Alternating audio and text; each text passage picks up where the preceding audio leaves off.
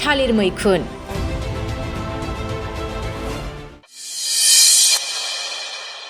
थालिर मैखुना गोबां गुनजों बुंफबनाय।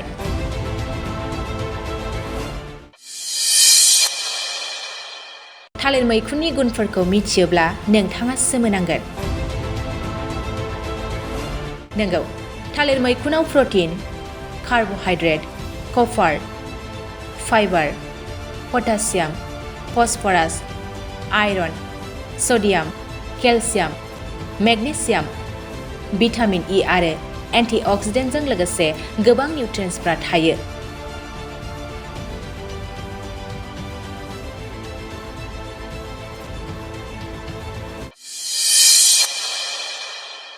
थालिर मैखुन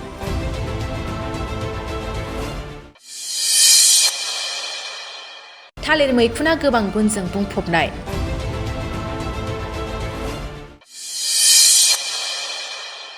थालिर मैखुननि गुनफोरखौ मिथियोब्ला नोंथाङा सोमोनांगोन। नंगौ, थालिर मैखुनाव protein, carbohydrate, copper, fibre, potassium, phosphorus, iron, sodium, calcium, magnesium, vitamin E आरो एन्टिअक्सिडेन्टजों लोगोसे गोबां निउट्रियेन्ट्सफोरा थायो।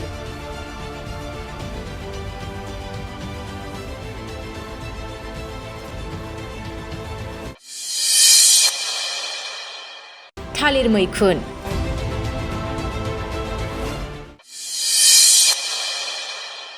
थालिर मैखुना गोबां गुनजों बुंफबनाय।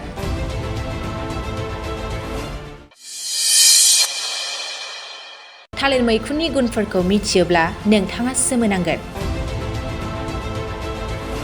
नंगौ, थालिर मैखुनाव protein, carbohydrate, copper, fibre, potassium, phosphorus, iron, sodium, calcium, magnesium, vitamin E आरो एन्टिअक्सिडेन्टजों लोगोसे गोबां निउट्रियेन्ट्सफोरा थायो।